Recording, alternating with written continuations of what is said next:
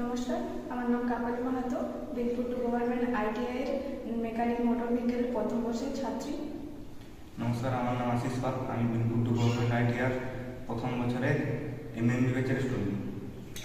নমস্কার, আমার নাম সুপ্রীত মাহাতো।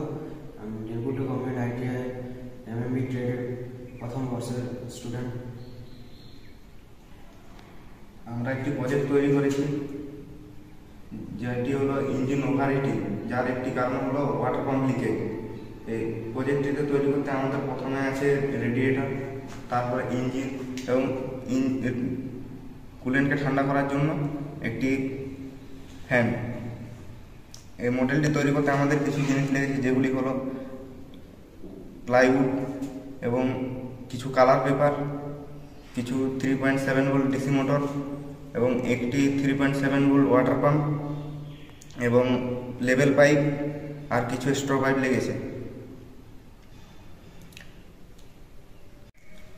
আমরা কুলিং সিস্টেম ব্যবহার করি এই কারণে, যাতে ইঞ্জিনটি ওভারহিটিং না হয় এবং ইঞ্জিন ওভারহিটিংয়ের কারণে ইঞ্জিনের কিছু পার্টস ড্যামেজ হয়ে যায়।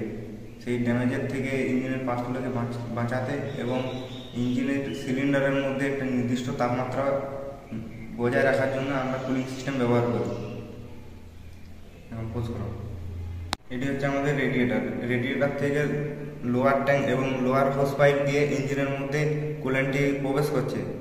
ওয়াটার জ্যাকেটের মধ্যে ইঞ্জিনের যে তাপমাত্রা, সেই তাপমাত্রায় আপার হোস পাইপ দিয়ে গরম কুলেন্ট আপার ট্যাঙ্কে গিয়ে রেডিয়েটরের আপার ট্যাঙ্কে গিয়ে জমা হয় এবং রেডিয়েটরের আপার ট্যাঙ্ক থেকে যে ফিন্স বা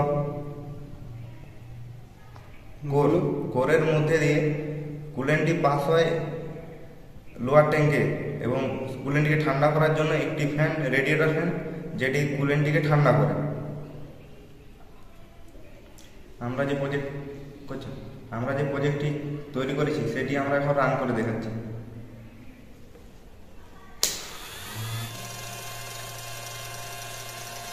এই যে ওয়াটার লিকেজ হচ্ছে, এর কারণে ইঞ্জিন ওভারহিটিং হচ্ছে।